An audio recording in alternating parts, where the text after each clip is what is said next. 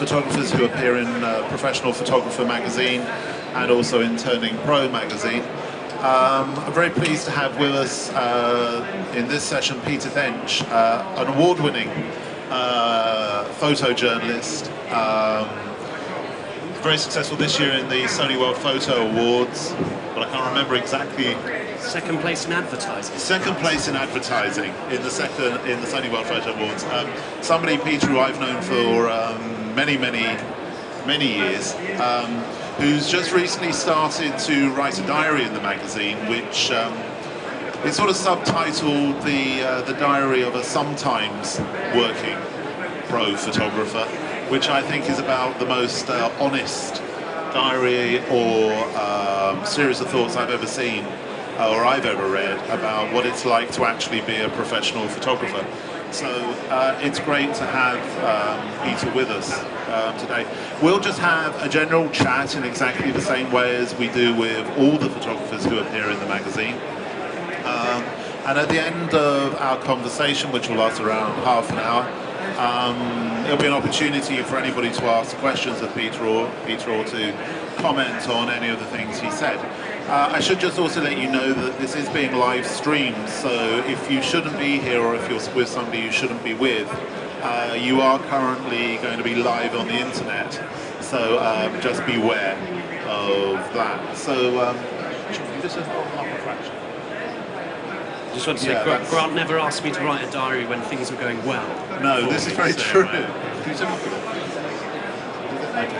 it's very true, Peter. So, Peter, we've known each other a long time. Maybe you'd like to, just kind of for anybody who isn't aware of you or your work, just kind of give us an idea as to how you became a photographer and how you started to work in the area that you're working in now. Okay, well, yeah, what's led me to be sitting on this stool today? I wanted to be a cricketer. That was my original passion and my original enthusiasm. But I could never quite get over the nerves of striding out to the middle of the crease and the real possibility of unblinking failure. And what I found is with a camera, you can still stride out to the middle of the event. Yeah. You can largely be unnoticed, right, and you can fail later. Right, okay. So it's not such a public humiliation. Absolutely. And then I was fired from every job I had up until I was 18. And the only thing left was photography. Right. So I realised if I was going to have a life and a lifestyle, then that's what it had to be. So I enrolled at Bournemouth Art College, and it was while looking at the books of Martin Parr, Greg Leach, Elliot Erwitt, that I decided to take photography as a career seriously. If you could travel the world, make people laugh, and make people think, that was a good way to live. And if you could have a few drinks along the way, then that was the life for me. Well, we will get on to the drinking side of things later, probably.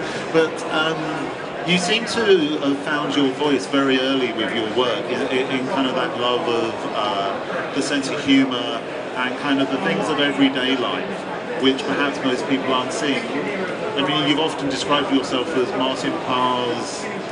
No, I don't describe myself. Other people have described me as the affordable Martin Parr. The affordable Martin. Or Martin Parr's drunken brother. Well, right. So, and I take that on board. And he's a big influence. I admit to that. I'm not embarrassed by that. And the humour. I was born at the seaside.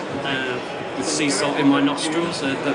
My first memories as a kid is Punch and Judy, deck chairs, bold colours, saturated colours, and the humour, the seaside sense of humour, I think. Which has informed all your work ever since? Well, I don't know. I mean, other people tell me it has. I mean, you don't deliberately build a strategy of how you want your pictures to be seen and interpreted. It sort of comes with time and comes after, I mean, I've been shooting for 12 years now, abroad, but mainly on shooting the English.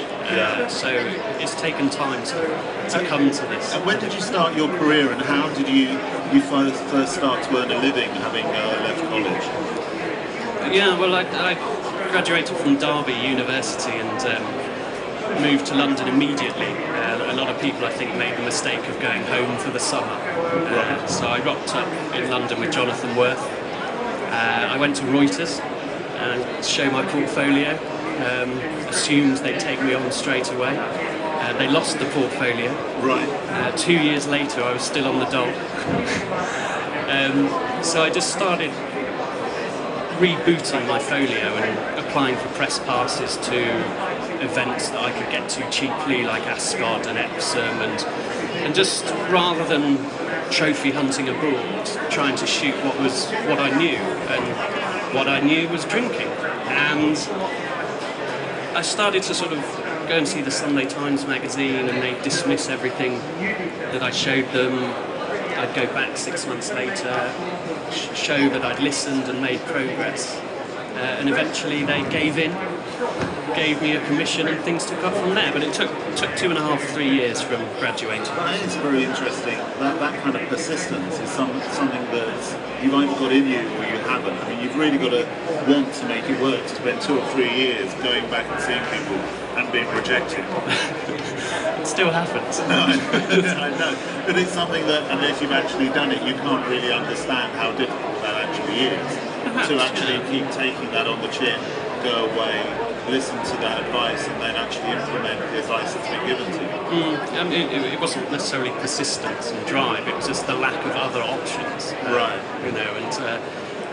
But you did start to get commissioned. Yeah, I mean, from yourself at Tatler in '98, GQ quickly followed, and I didn't have to work for the trade magazines, the Nursing Times. I think there are 2 ways to become a photographer. You either assist and then break out on your own, or you do what I did and try and make it on your own from the start, and there's no right or wrong way. Do you ever feel as if you should have assisted? Again, I think there are 2 types of assistants. Well, the ones that are technically on the board, that you need if you're doing a big shoot, and the other type who are just a bit of company. Right. And so I was that sort you were of. the company. I was the company. Yeah. So Right. if it wasn't I did assist Steve Pike when my friend Jonathan wasn't available for him, but.